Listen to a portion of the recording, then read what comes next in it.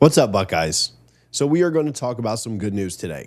That should make every Ohio State fan pretty happy.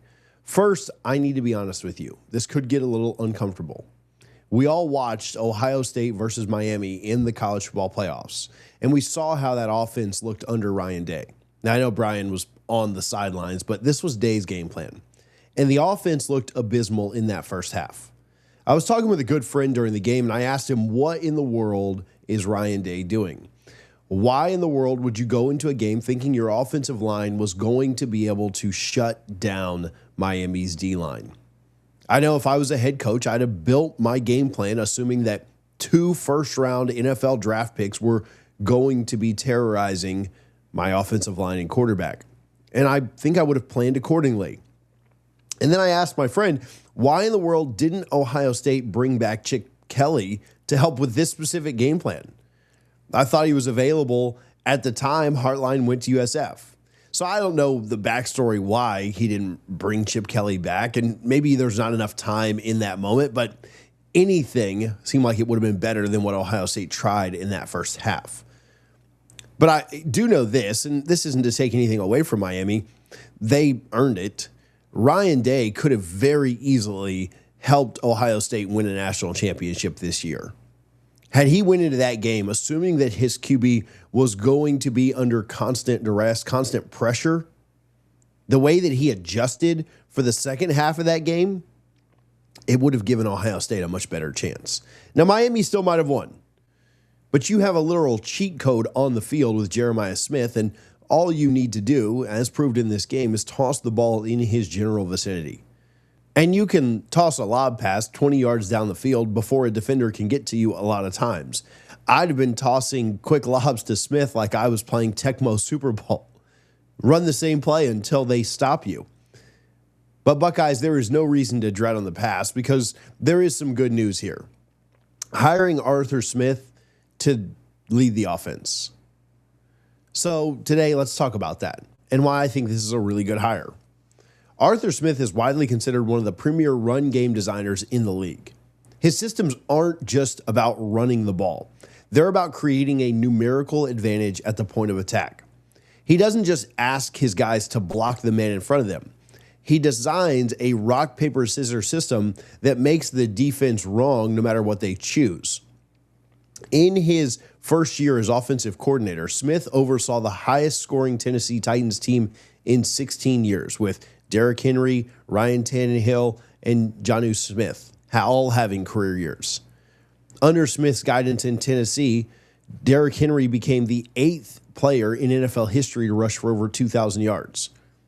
Think about that for just a second. In the modern era of football, he produced a 2,000-yard rusher. He found a way to take a roster that people called average and turn them into a scoring machine. But having a high score is one thing. Being efficient is another. In 2020, the Titans finished 2nd in the NFL in total offense and 4th in scoring, averaging 30.7 points per game.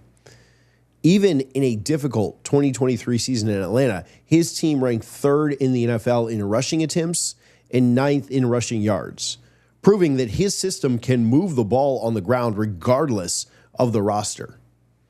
But you can't win in the Big Ten just by running the ball into a brick wall every play. You have to look at how he opens up the rest of the field. Arthur Smith is very good with play-action passing. Smith uses the run to set up the pass better than many pro coaches. This is particularly beneficial for quarterbacks who thrive on rhythm and clear reads. If the defense is terrified of the run, they have to suck up toward the line of scrimmage. When they do that, the windows behind them become massive. Look at what he did for QB efficiency. He helped Ryan Tannehill transition from a bust in Miami to the NFL's comeback player of the year and a Pro Bowler. Tannehill led the league in passer rating in 2019 under Smith. That's not a fluke. That's the result of easy throws. Smith's schemes frequently create wide open windows by freezing linebackers with heavy personnel looks. He uses multiple tight ends. He makes the defense play a little bit slower. This makes life significantly easier for the quarterback because the reads are so much more simple. So Julian Sayin is probably going to be sitting on that Heisman podium again next year, most likely with Jeremiah Smith. But creating easy throws requires a very specific type of roster flexibility. Therefore, we really need to talk about his personnel versatility and the heavy sets. If a team has a deep roster of tight ends and fullbacks, Smith is an ideal coordinator. He doesn't really believe in this one-size-fits-all approach. He adapts to the physical strengths of his blockers. Ohio State has the athletes to match perfectly with this style. Smith frequently uses 12 personnel, which is 1 running back and 2 tight ends. He also loves 13 personnel, which is 3 tight ends in an offensive set. This forces defenses into heavier, slower packages. When a defense gets slow, it creates mismatches with players like Jeremiah Smith. This creates a physical identity for the team. His offenses are notorious for being punishing. By the fourth quarter, opposing defenses are often physically exhausted. They're tired of dealing with his downhill blocking schemes. But moving the ball between the 20s means nothing if you stall out near the goal line. He's got pretty good proven red zone success. That's the final piece of the puzzle. One of the hardest things for an offensive coordinator to do is to find space when the field shrinks. When the back of the end zone is right there, the defense doesn't have to cover as much grass. But Smith has a proven track record of finishing drives. Look at the 2019 Titans. Under Smith, Tennessee led the NFL in red zone touchdown percentage. They scored touchdowns on a staggering 75.6% of their trips inside the 20-yard line. In the college football playoff, if you settle for field goals, you often lose. And lucky for Ohio State, Arthur Smith has proven from his history that he avoids this.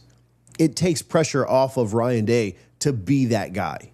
And he's proven to be better than Day as an OC, which in my opinion will allow the team to develop a brand of football that wins in November and December.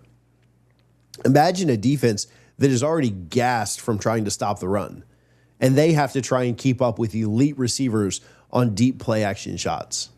It's a nightmare for any defensive coordinator. And this is exactly what was missing in that Miami game. The ability to dictate the terms of the fight.